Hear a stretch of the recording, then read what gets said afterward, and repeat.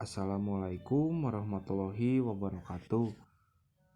Nama saya Irfan Gumelar dengan NIM 11930300042 dari Universitas UIN Gunung Jati Bandung,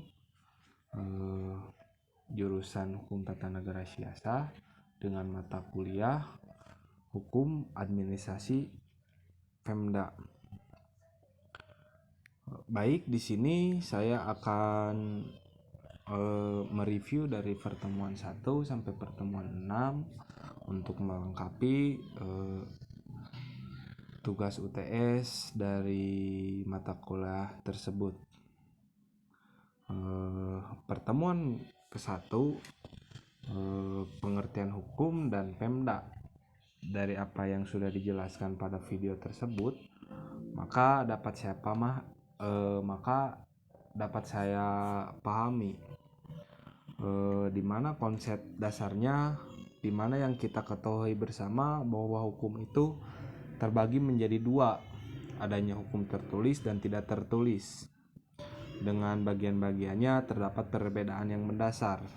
Selanjutnya, apa yang menjadi unsur-unsur hukum penting, di mana dalam arti bersifat memaksa diantaranya kumpulan peraturan, perintah, larangan, saksi yang bersifat memaksa. Tidak terlebih pada pengertian administrasi, pengertian pemerintah dan pemerintahan maupun pengertian daerah yang sudah dijelaskan. Hal tersebut yang dapat saya simpulkan adalah di mana undang-undang yang mengatur proses penyelenggaraan pemerintah daerah adalah Undang-Undang Nomor 23 Tahun 2014 tentang pemerintah daerah. Lalu diskusi kedua yang sebagaimana telah dijelaskan dalam video tersebut, yang dapat saya pahami dari poin proses lahirnya pemerintah daerah, adanya alasan pembagian kekuasaan secara vertikal dan pembentukan pemekaran daerah, lahirnya pemerintah daerah. Tentu ada beberapa faktor, diantaranya konsekuensi dari adanya kekuasaan yang terdapat di dalam trias politik bertujuan untuk mengefektifkan pemerintah daerah. Tentu tujuan untuk menyeimbangkan check and balance, dianutnya konsep negara kesatuan yang tertuang dalam pasal 1 ayat 1 Undang-Undang tahun 1945. Negara kesatuan yang menjadi poin kedaulatan tertinggi ada pada pemerintah nasional. Penyerahan kepada kekuasaan daerah yang tidak adanya satu pemerintah yang lebih rendah. Lalu pertemuan ketiga membahas tentang dari apa yang saya pahami, kiranya penyelenggaraan Pemda terdapat beberapa asas, diantaranya asas desentralisasi, kedua asas dekontralisasi, ketiga asas pembuatan, dan keempat asas kebijaksanaan. Desentralisasi yang berarti penyerahan kekuasaan pemerintah oleh pemerintah pusat kepada daerah otonom berdasarkan asas otonomi. Alasan dianutnya desentralisasi karena untuk memperluas roda pemerintah, luasnya wilayah Indonesia, keadaan Indonesia yang pluralistik, dan lain-lain.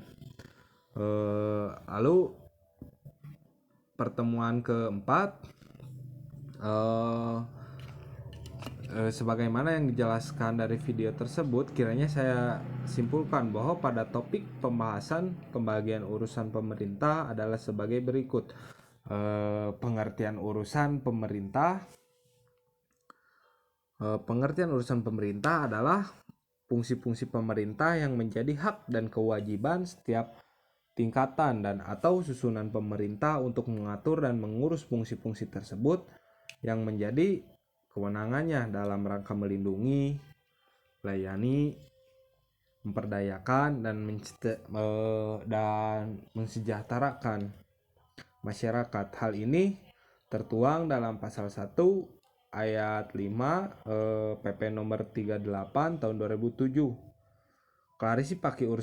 Klarifikasi urusan pemerintah meliputi beberapa bagian, diantaranya absolut, konkuren, dan umum.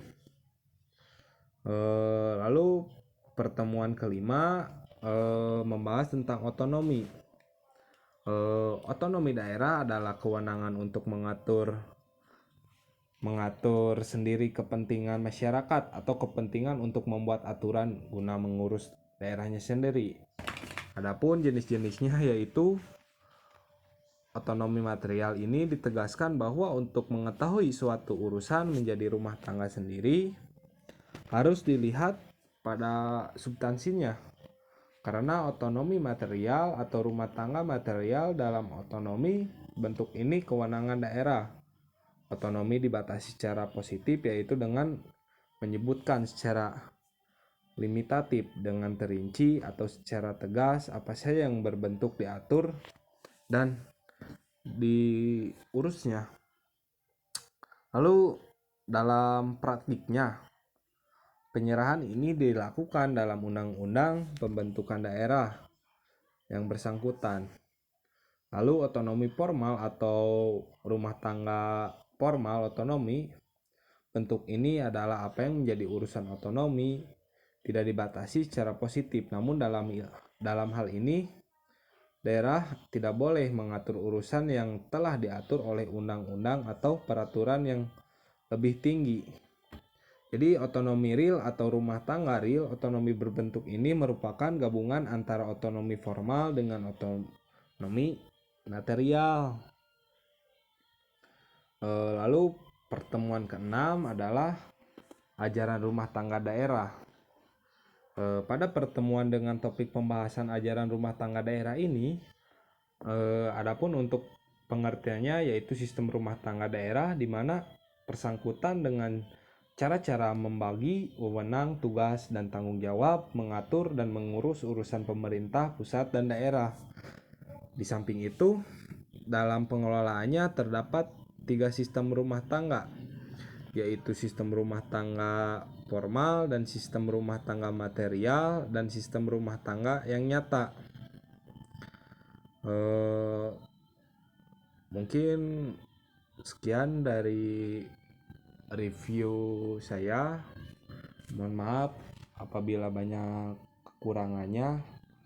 Assalamualaikum warahmatullahi wabarakatuh.